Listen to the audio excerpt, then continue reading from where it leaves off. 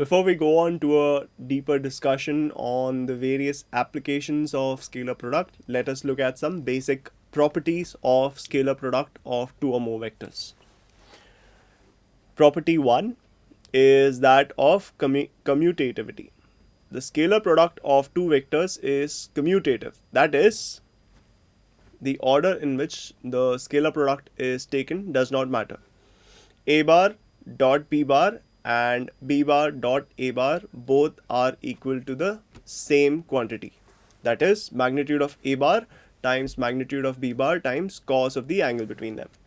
Next, the distributivity of scalar product over vector addition. That is, if you take scalar product of a vector A bar times resultant of the vector B bar and C bar, that is equal to resultant of the dot product of A bar with B bar and A bar with C bar.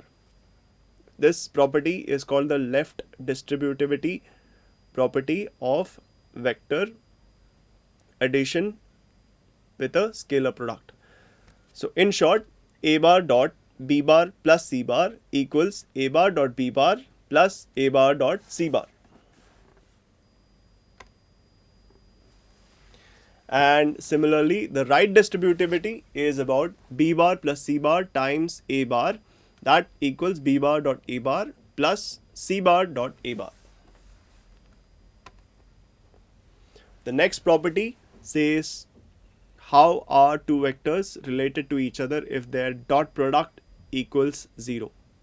So if A bar and B bar are two non-zero vectors and their dot product gives us the result 0, then that can only mean one thing, because A bar dot B bar is equal to magnitude of A bar times magnitude of B bar times cos of the angle between them. And if we have already declared that A bar and B bar are non-zero vectors, then therefore this is not equal to 0 and this is not equal to 0. So this has to be equal to 0. Cos theta equals 0 means that the vectors are at 90-degree angle to each other, which means that the vectors are perpendicular to each other. Next property. Before that, since I cap, j cap and k cap are mutually perpendicular unit vectors along the x, y and z directions, their dot product with unit vectors along the other axis, like for example unit vector along x axis dot unit vector along y axis, or unit vector along x axis dot unit vector along z axis, these are all going to be equal to 0. Why? Because the three axes are mutually perpendicular to each other.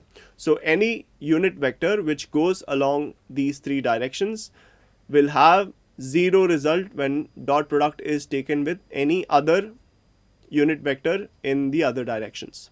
So therefore I cap dot j cap equals j cap dot I cap, j cap dot k cap and k cap dot j cap, k cap dot I cap and I cap dot k cap.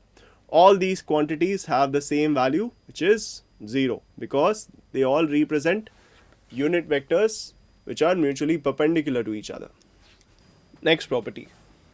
For any vector A bar, dot product of A bar with itself gives us square of the magnitude of the vector A bar. How does this come about? A bar dot A bar equals magnitude of A bar times magnitude of A bar times cos of the angle between A bar and itself, which is of course 0 degrees. So that is 1. So this gives us square of the magnitude of A bar. Next property. Since I cap, j cap and k cap are mutually perpendicular unit vectors along the x, y and z directions, their dot product with themselves, that is I cap dot I cap, j cap dot j cap and k cap dot k cap are also equal to 1 because they are unit vectors, so their magnitude is 1 and cos of the angle between them and themselves is of course 1. Next property, if m is a scalar quantity and a bar and b bar are any two vector quantities, then the order in which m is multiplied by any of these vectors in the dot product a bar dot b bar all give the same result. Now it is possible to multiply m with a bar and then take the dot product with b bar, or it is possible to multiply m with b bar and then take the dot product of a bar dot m into b bar, or it is also possible to just multiply m with the dot product of a bar and b bar. Each of these cases gives the same result. So that is how m a bar dot b bar equals m times a bar dot b bar is also equal to a bar dot m into b bar.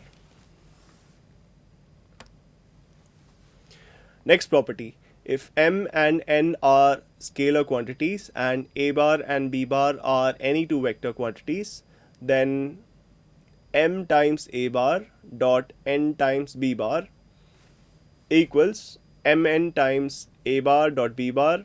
You can exchange the scalars between a bar and b bar, all of them will give the same result.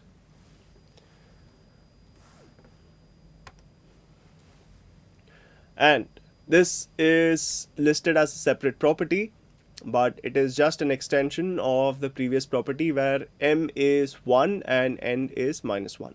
So a bar dot minus b bar equals minus a bar dot b bar equals minus of a bar dot b bar.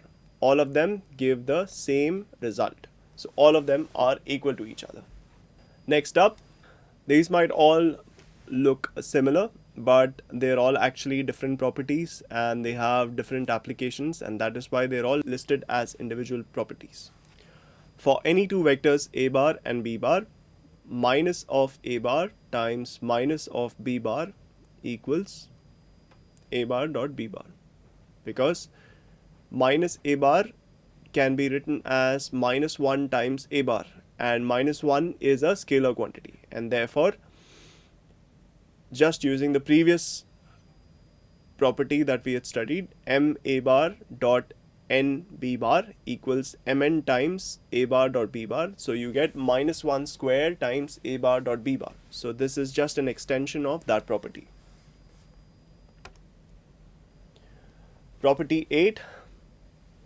Now this is interesting. Square of the magnitude of a bar dot b bar can be written as magnitude of a bar square plus magnitude of b bar square plus twice a bar dot b bar, because this can be written as magnitude of a bar plus magnitude of b bar. When you square them, you can write them as a bar dot b bar dot a bar plus b bar, and upon using the distributive rule, a bar dot a bar plus b bar plus b bar dot a bar plus b bar. So a bar dot a bar gives us magnitude of a bar square, b bar dot b bar gives us magnitude of b bar square, and you get a bar dot b bar plus b bar dot a bar. And since the dot product of two vectors is commutative, therefore you get 2 times a bar dot b bar.